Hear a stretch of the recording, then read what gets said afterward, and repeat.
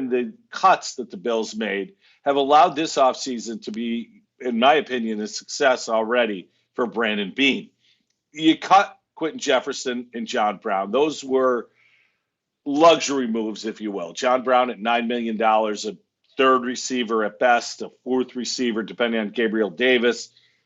You like John Brown, you like his speed, you like what he brings to the team, but at the same time, it's a luxury item at this point. And when you're trying to pair your budget, luxury items are the first to go. So that happens that way. But I think more important than just eliminating players like Brown and Jefferson were the restructuring of deals by guys like Mitch Morse, Mario Addison, Vernon Butler, and Tyler Matakevich, the special teams player. You add some incentives, they'll likely make their money back, but it freed up cap money and allowed Brandon Beane not only to bring back Matt Milano, a guy that many people, me included, thought would be gone, but also Darrell Williams at right tackle on a 3-year deal, and John Feliciano at left guard. Feliciano brings an attitude, a toughness, and versatility to the offensive line. You look now, that offensive line, it is back intact for this year. And that's based on what type of offseason the NFL plans. If it's another year like last year where, you don't have the traditional days of quarterback camps and rookie camps and mini camps and all of those things, you get to training camp, the Bills have a familiarity with themselves. And you look at that offensive line, left tackle Deion Dawkins, Feliciano at left guard, Morris in the center, Darrell Williams at right tackle. That leaves right guard. And let's not forget about Cody Ford. Cody Ford was a second-round draft pick a couple years ago. Tried him at right tackle. He was okay. Tried him at right guard. He was better than okay. This past year at right guard, he struggled. But again, in camp, he was waffling back and forth between tackle and guard. Well, after seeing what Darrell Williams did in a full season, there's no doubt who the right tackle is going to be going forward. They just signed him to a 3-year deal. Cody Ford gets to play guard now exclusively from day one of camp. He'll probably be penciled in as a starting right guard. I think that helps a lot with a young player getting himself in position to help the team. So you look at that offensive line, it is back. And frankly, start looking at the offense. You've got the wide receiver group, minus John Brown, but with Gabriel Davis. You've still got Cole Beasley. You've still got Stephon Diggs. That group is going to be intact. The running backs, Moss will be back from injury. Of course, Devin Singletary back. I wouldn't be surprised, and I'll get to this in a minute, if there's another name thrown into that mix at running back. Of course, quarterback Josh Allen. So offensively, you have basically the same team that put up huge numbers this year, and you've got the same offensive coordinator.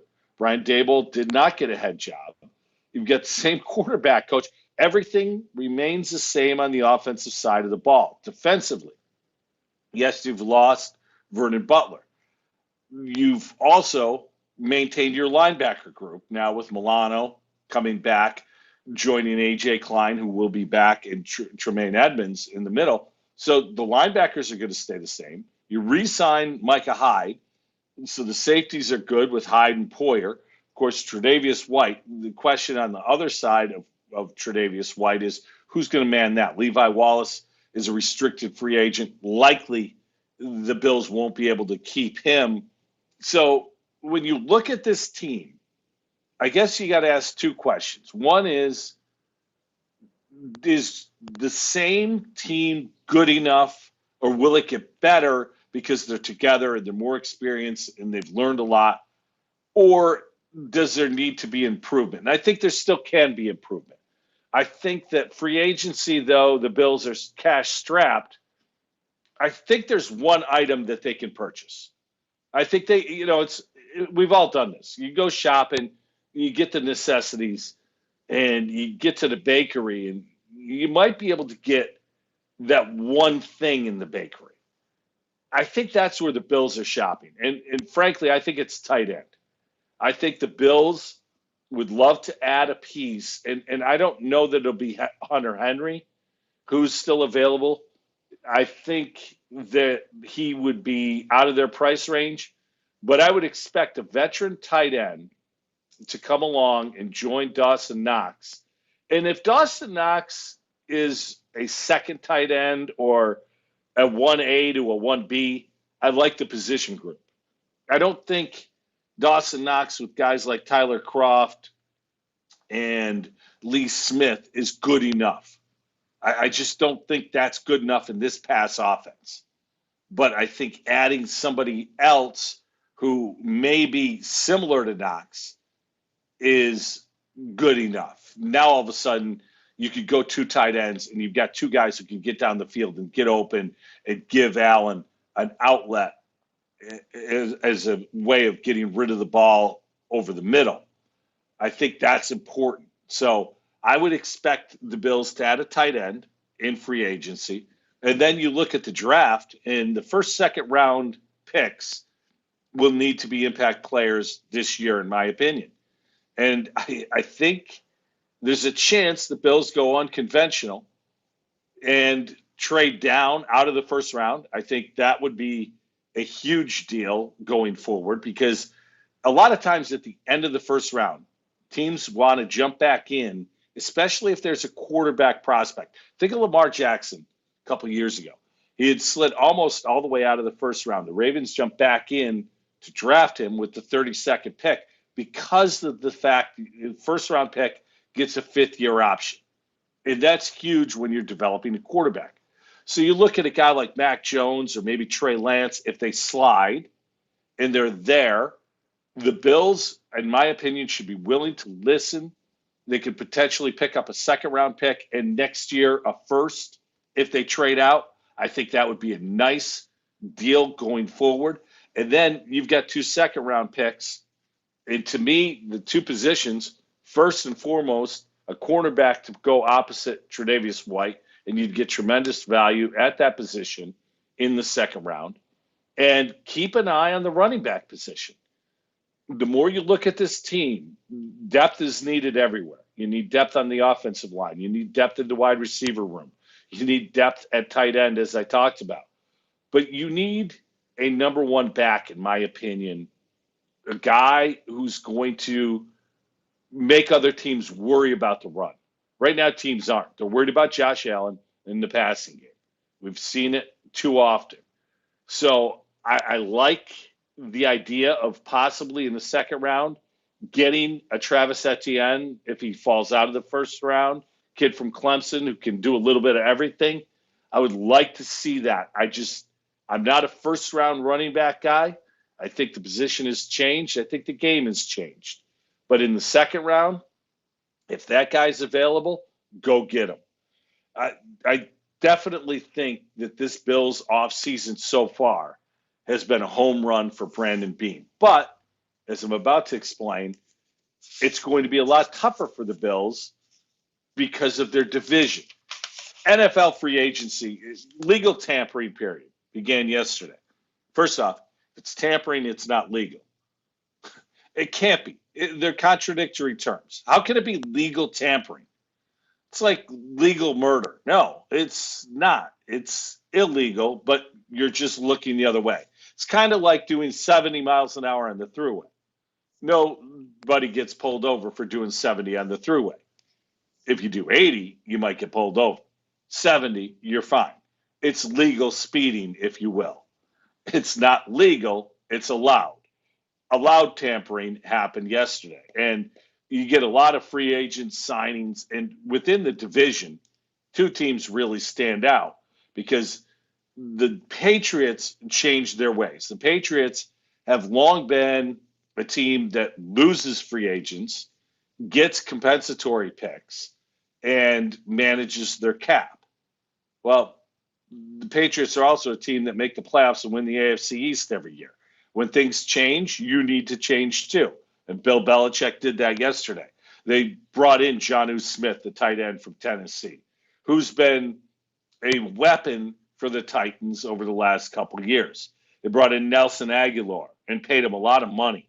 Kendrick Bourne, another wide receiver. The skill position group for the Patriots over the last year, actually go back a year before that, Brady's last year, has just been bad. It has not been good. And they've drafted poorly, so why not go get free agents? But you don't generally see this. And defensively, they signed a couple guys. Matthew Judon from the Ravens, very good pass rusher. Henry Anderson, cheap player from the Jets. Bills fans hate this guy. They signed all of those players yesterday. The Patriots improved themselves yesterday. They're not going to be the pushover they were last year. You look at the Jets. The Jets are going to be an interesting team because of the Sam Darnold situation. What do you do with Sam? Do you go forward with him one more year and see if he can finally grow into the player they hoped they were drafting? I mean, Sam Darnold has regressed, not improved in his 3 years. You can make all the excuses you want, bad coaching, bad offensive line, poor skill position players around him. But the bottom line is Sam Darnold's done very little to help himself as well. So if you're Joe Douglas, the Jets GM, where do you fall on this? With a quarterback-rich draft and the second overall pick, do you look at this and say, I'm going to trade down from 2, get a bunch of picks, continue to build my roster, run it back with Sam, see if he finds lightning in a bottle? Or am I going to stay there and take the second best quarterback in the draft? And we don't know yet who that will be. Could be Justin Fields, could be the kid from BYU, Wilson. We'll see where it lands. But it's an interesting offseason. But what the Jets did yesterday, I thought, is started the rebuild, especially on the defensive side of the ball. They bring in Carl Lawson from Cincinnati, very good pass rusher. Numbers weren't great, but the pressures were there. He's kind of a Jerry Hughes type player, if you will. Jerry Hughes doesn't get a lot of sacks, but he's impactful on a good percentage of his plays. It's Carl Lawson for the Bengals. And it's funny, when it's your team signing the free agent, it's a great deal. When it's not your team, you look at the contract and say, I'd never sign that guy to that contract. That's free agency in the NFL in a nutshell. And Carl Lawson's one of those guys. I like the fact that they brought in Jared Davis. C.J. Mosley opted out last year, and he's a good linebacker. If he comes back, bring Jared Davis, a guy who can run sideline to sideline. Never really found his footing in Detroit, but this is a high draft pick, really athletic player. I think that could be lightning in a bottle. And then on the offensive side, they bring in Corey Davis, another really high draft pick. I think he went 5th overall to the Titans, something maybe 7th. But Corey Davis is a good player. He never really became the star that he was drafted to be. But if he lines up outside, you've got a weapon, and he is a weapon. So the Jets have improved in the last 24 hours. And again, the draft is going to be huge for the Jets. And I like what Joe Douglas has done so far with that team. Dolphins already are a good team. So the AFC East is a better division today than it was yesterday. And that's probably a bad thing for the Bills. Again, they haven't improved unless you consider keeping the same team together, giving it a year of experience and growing as a team. If that's going to be your improvement, I think that's the only way the Bills improve. I do think they can add in the draft, and if they catch lightning in a bottle with 1 or 2 picks, then yes, they can show some improvement. But Brandon Beane's had a great offseason. It's going to be a challenge this year in the AFC East. Drew Brees has retired. We knew that was coming. No big surprise there. Brees, though, leaves a huge hole for the Saints. And the Saints are a well-rounded team. They play salary cap gymnastics every year, move on from players, restructure players. And this year's no different. They lost pass rusher Trey Hendrickson to the Bengals yesterday. He was a double-digit sack guy. So the Bengals, they lose Lawson and bring in Hendrickson. So it's kind of a wash there. But the Saints have a quarterback issue. The first thing they did is they agreed to an extension to keep Taysom Hill. 4 years, 140. That's $35 million a year. Now, the guaranteed money, it's all voidable. That means it's not real money. But if you're paying Taysom Hill $35 million a year, I can't help you. I just don't see Taysom Hill as an every down quarterback. He's a great athlete, and as somebody who could go in as a changeup and run a few plays, and yes, sign me up. But Jameis Winston re-signed yesterday, and to me, this is another Jameis Winston betting on himself, a one-year deal, somewhere in the neighborhood of $12 million. Winston is a guy I think who can be a quarterback that leads a team to the playoffs. In Tampa, he didn't take care of the football. You can't throw 30 picks and play winning football. You just can't do it.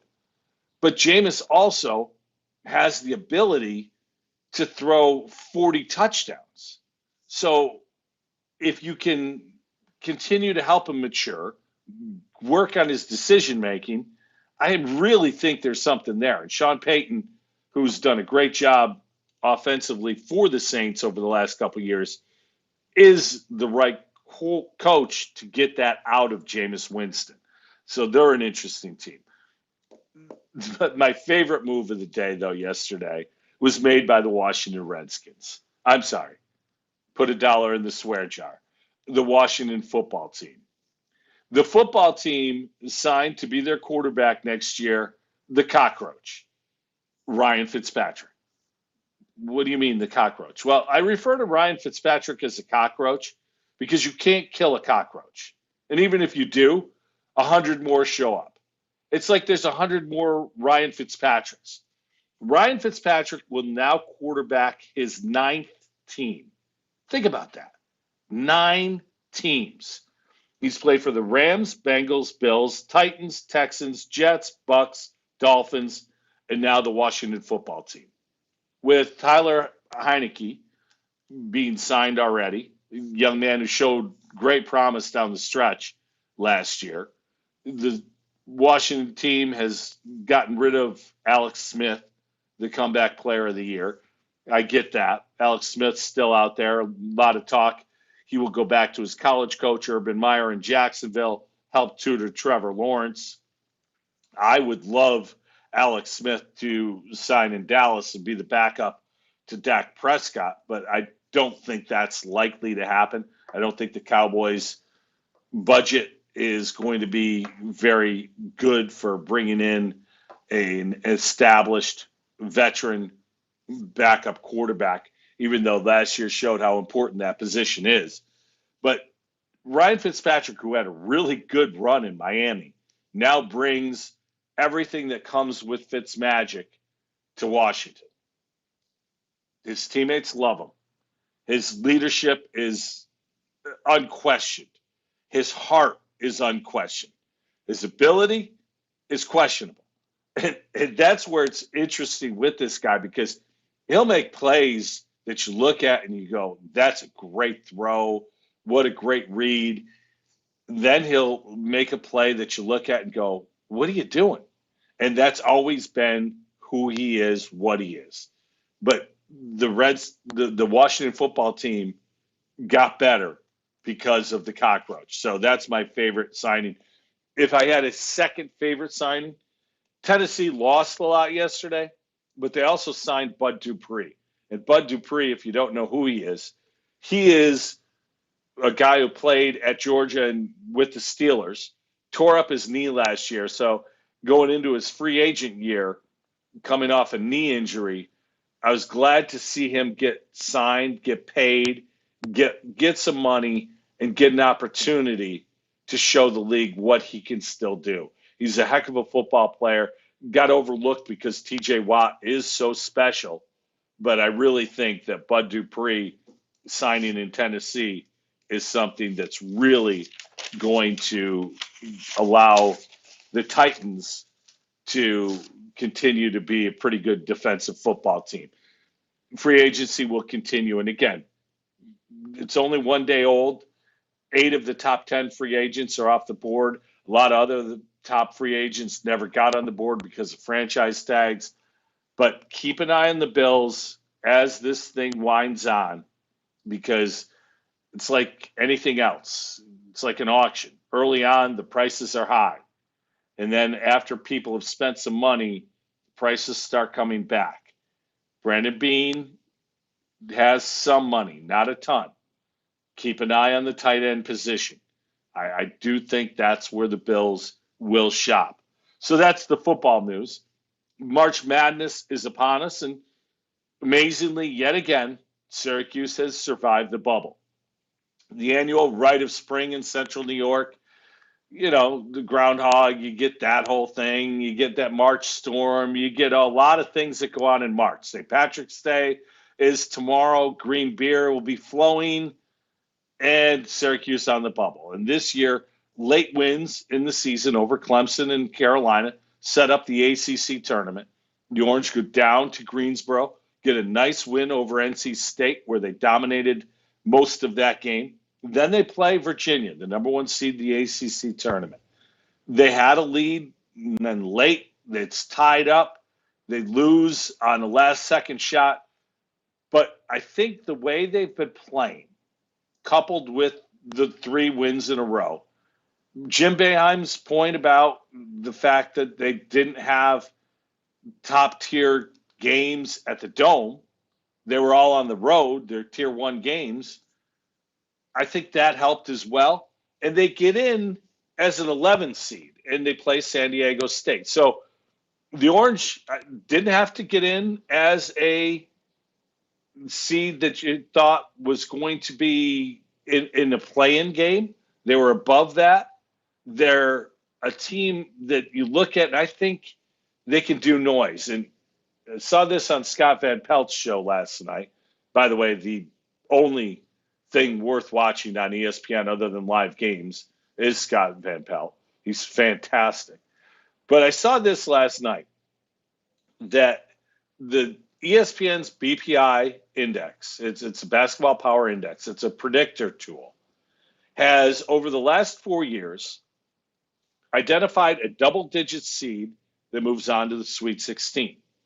Either its first or second choice of a double-digit seed has moved on since 2016, and it's happened every year, either the first or second choice. The first choice this year, according to BPI, of a double-digit seed going to the Sweet 16 is Syracuse. The second is Virginia Tech. So if history repeats, and again, these predictor tools are fairly accurate for a reason, either Syracuse or Virginia Tech gets to the Sweet 16. And if you look at Syracuse, you look at their road, I think they have a good chance to do that. First off, Buddy Boeheim's on fire. When you go into the tournament and one of your key players is playing his best basketball, that gives you confidence. Buddy's ability to stroke it from the outside has opened so many things up for this Orange team over the last couple weeks. You've seen Quincy Guerrier getting more looks inside. You're seeing Joe Girard take it to the basket a little bit more. Kadari Richmond always can get to the rim. So you're getting things opened up in the middle, in part because the defense does not want to leave Buddy. You'd rather give up a layup than a 3 to Buddy Boeheim. So that in itself has the Orange in good position. Over the last couple weeks, the zone defense that Syracuse is famous for has been much better. The rebounding, always an issue this year, has been better. They've had a more concerted effort to get work done on the boards. Let's talk about San Diego State, team that they play Friday night. San Diego State has only 2 players in double figures. Matt Mitchell is their leading scorer. He's averaging 15.5 a game. He's a 36% three-point shooter. Jordan Shackle shoots 47% from 3, averages 14.3 points per game.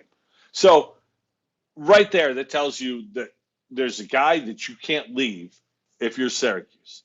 The low wings, Guerrier, and whether it's Alan Griffin or if it's Marek, if you've got Jesse Edwards in the middle, have to be cognizant to get out on Shackle wherever he is.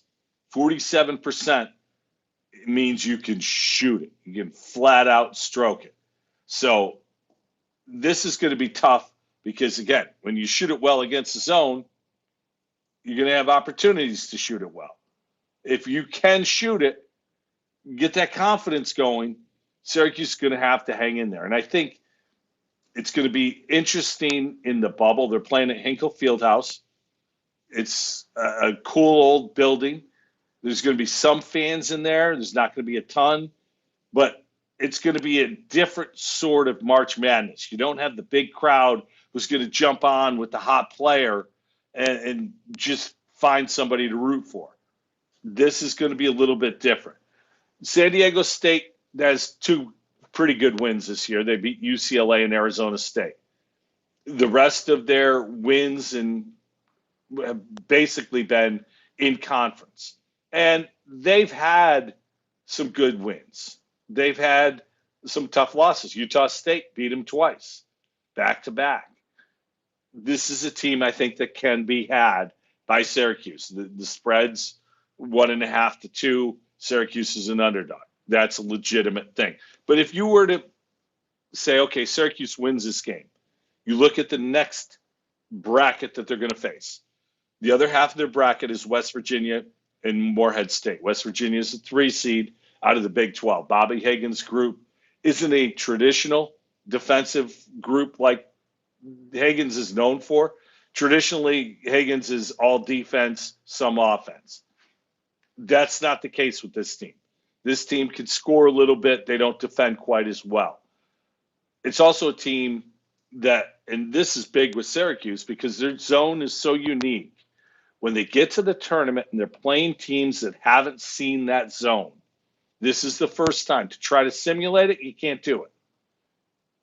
It's an advantage for the Orange to play teams they haven't seen.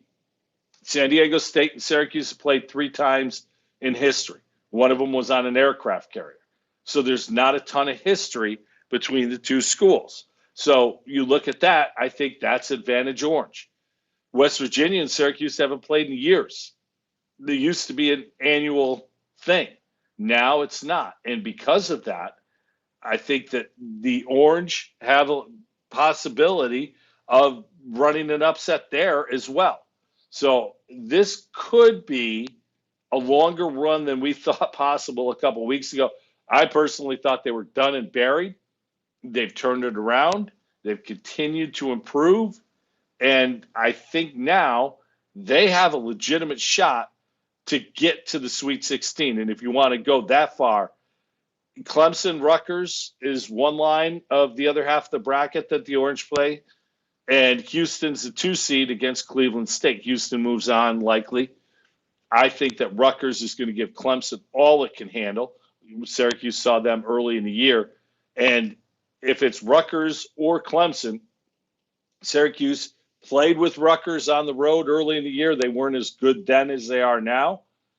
I think that they can compete. So maybe I'm Orange dreaming here a little bit, but I think this team, especially the way it's been playing lately, has a chance to get further in the tournament than I would have thought possible going forward. I think that they got a good seed. One team that didn't get a good seed, in my opinion, is the St. Bonaventure Bonnies. They're a 9 seed. They play LSU. And Will Wade's a cheater, the LSU coach. He certainly is going to bring his checkbook anywhere he goes where there's a recruit around.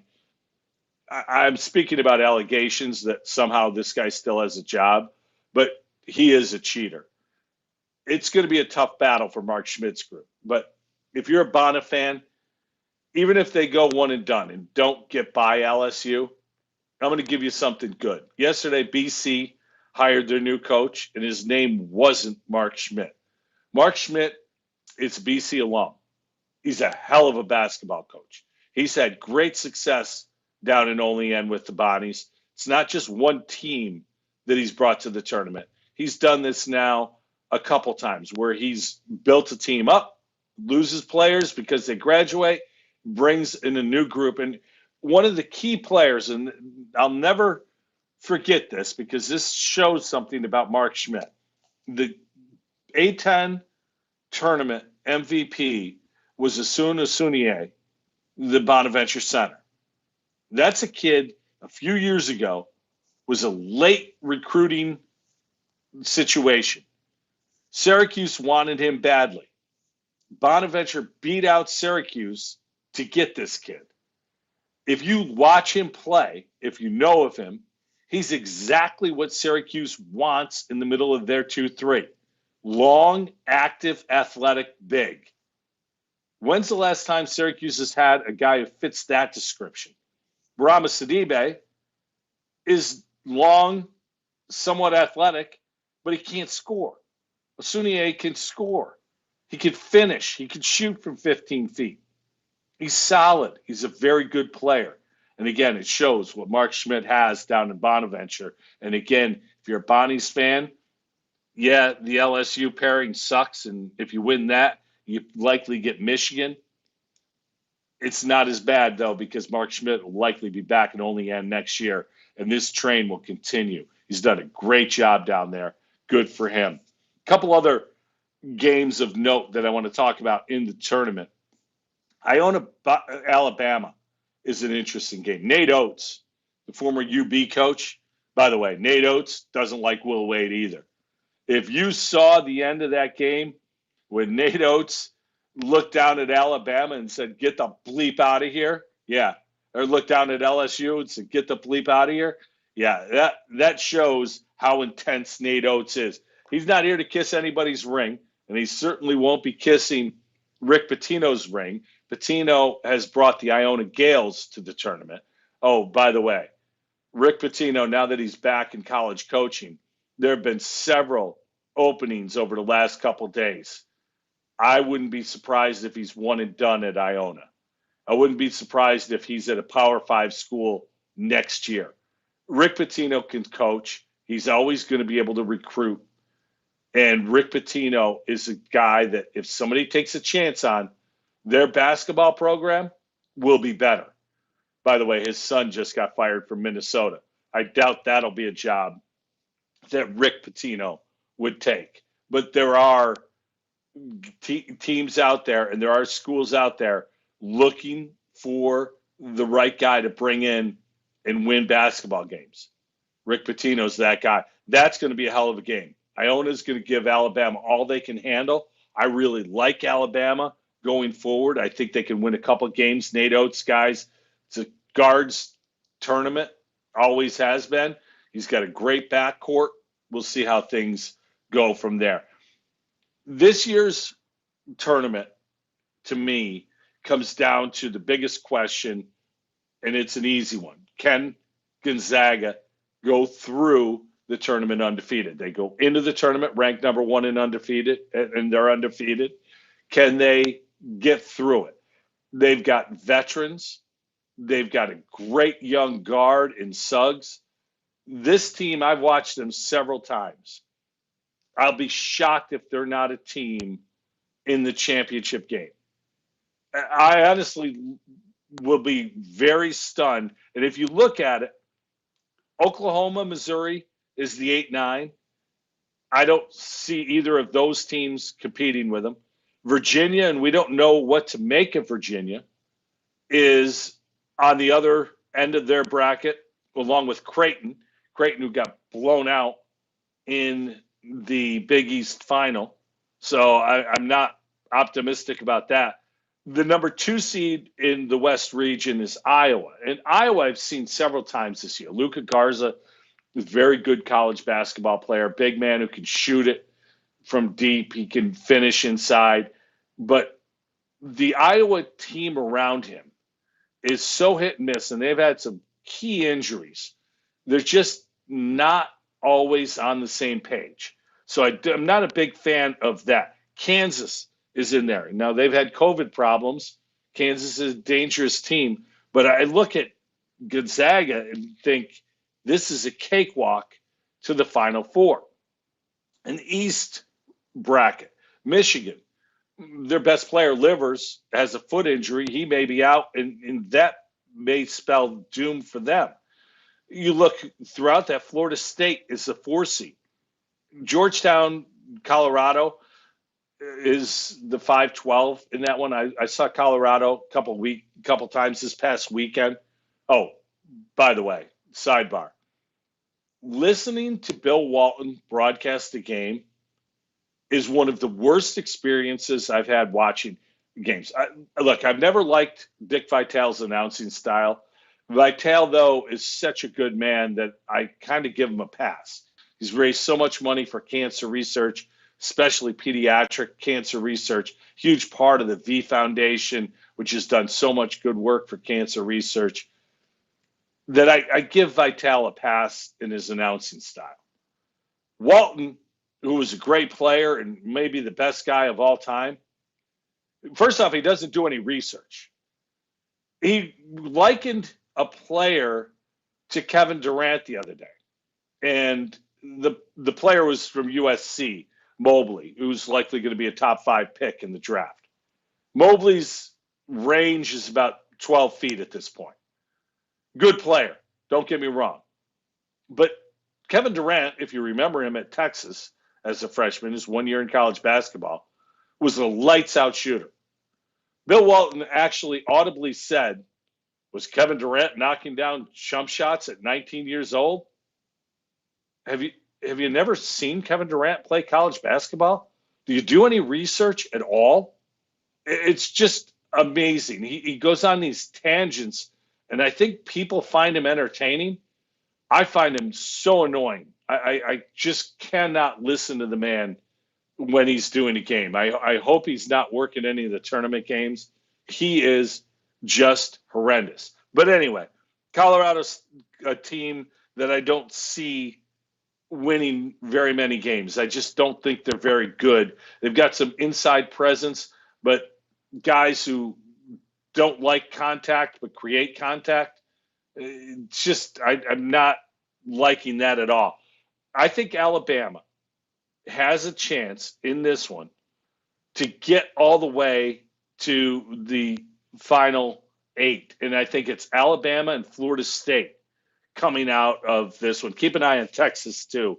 I like what Shaka Smart has done now that he has hair. I think that Texas is a pretty good team. In the Midwest, that's a Syracuse bracket. Illinois is the team to beat. The more I watch them this year, the more I like them. They've got Baby Shaq Coburn in the middle. He is a big body. They've got shooters surrounding him. They got a lot of speed, team speed, where they can push it and finish. You look through this bracket, I don't see a ton of talent other than that. Oklahoma State with Cade Cunningham will be interesting. Can he carry a team as a freshman? And the one thing I like Cade Cunningham's game a lot, I find him too passive at times. He lets the game come to him, which is a maturity trait, and I like that. But I think this time of year, if you're Cade Cunningham, you got to go get it. And then in the South, Baylor's the team to beat. Baylor, North Carolina in the second round could be very interesting as you look further down. Colgate's a team that I think could give Arkansas all it can handle. Florida, Virginia Tech, I don't like the Gators. I think that they're a team that benefited from a overrated SEC. Ohio State on the 2 line is a team that I find very interesting. Ohio State lost Illinois in the Big Ten championship game. They can score inside with Liddell. He can also step out. They've got good shooting. They've got veteran guards. They've also got young guards coming off the bench who give them some excitement. They've got the kid Young, a physical player. I really, really like Ohio State, and I wouldn't be surprised if it's Baylor, Ohio State, and Ohio State gives them all they can handle. So if you look at it, I'm basically predicting chalk to get to the Final Four, either 1s or 2s, maybe a 4 seed here or there. But I think Gonzaga's the team to beat, and I think Gonzaga will be the team cutting down the nets, and they will go undefeated. and match what Indiana did in 1976. It's been a long, long time since anyone has gone undefeated in college basketball and won the whole thing. So that's the March Madness update. Hockey update. Sabres still suck, in case you were wondering. I saw a stat the other day. If the Sabres goals counted for 2 in their opponent's traditional 1 point per goal, they'd still be like 3-11 over their last 14. This team is just awful. Last night, shutout, blown out at home. It's a disaster. They couldn't sell 1,900 tickets to their season ticket base. They had to open them up online, and I believe they're still not sold out. So the best thing that's happened to the Sabres organization is also the worst thing that's happened. No fans equal no revenue. That's no bueno. That's pretty obvious. No fans equals no booing. That in itself is actually a pretty good thing because I can't imagine anyone spending money to go see this team play. Again, if you're an Islanders fan and they're playing the Islanders and you want to go, or a Bruins fan, yeah, I get that. Go then and watch the team play.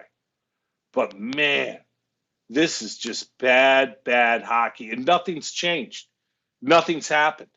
The Ralph Kruger death march, if you will, continues on, and there's no end in sight. I don't know if this team is looking at this like, what good would it do now with Eichel's injury possibly being season ending, with Dylan Cousins now hurt? Maybe the injuries have just gotten to the point where they've thrown in the towel.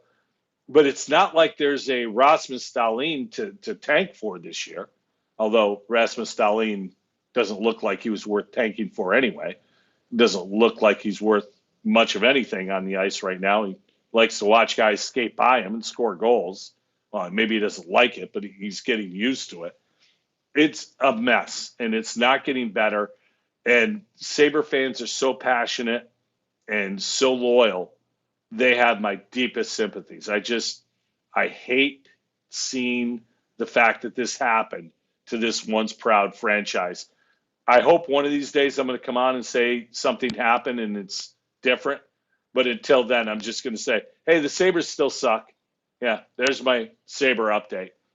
NBA update, and we don't talk a ton of NBA here. It's a long season, and I think until the playoffs, most people check out and don't really care. But I got to bring up Anthony Lamb, young man from Greece, Athena, who is now a member of the Houston Rockets. He joins Thomas Bryant and Isaiah Stewart as guys from Rochester who are in the NBA. 3 5'8" basketball players in the NBA. Fantastic. His first game, he had 8 rebounds, hit a 3. It's a young man who came from, it wasn't easy growing up. I'll just say that. Had some tough things go on in his life, raised by a single mom, and got to know him a little bit as I refereed a number of his games. Good kid, great competitor. Once saw him in a sectional semifinal, score the last 18 points of the game to prevent his team from going home early. And during that run, imploring his teammates, we're not losing this game. Give me the damn ball. And hit 3 free throws with very little time left on the clock to send it to overtime, where his team won in overtime. Great player, great kid, great story. Couldn't be prouder of Anthony Lamb joining, again, Isaiah Stewart, who was the number 1 draft pick, and Thomas Bryant. Thomas, of course, tore up his knee. He's out for the year, but will be back next year. I just love the fact that Rochester, New York, has 3 kids from this area in the NBA. And Quentin Rose is in the G League, playing well. Jalen Pickett at Siena is a kid who's been talked about as a potential draft prospect. Jonathan Williams at UB, tearing it up. It's fantastic what has happened to basketball in this area, how good it's become, and how well it's represented now. And not only are these guys really good players, they're really good young men. It's something we should all be very proud of here in Rochester. Well, that's it for this week. Our first live show. Hope you enjoyed it. If you could, pass it around that we're going to be on every Tuesday morning, 10 o'clock, live. And, of course, you can catch it at all the usual places as well. Thanks for listening. Have a great week, everybody. I'm Carl Falk. This is the Falkin Around Podcast.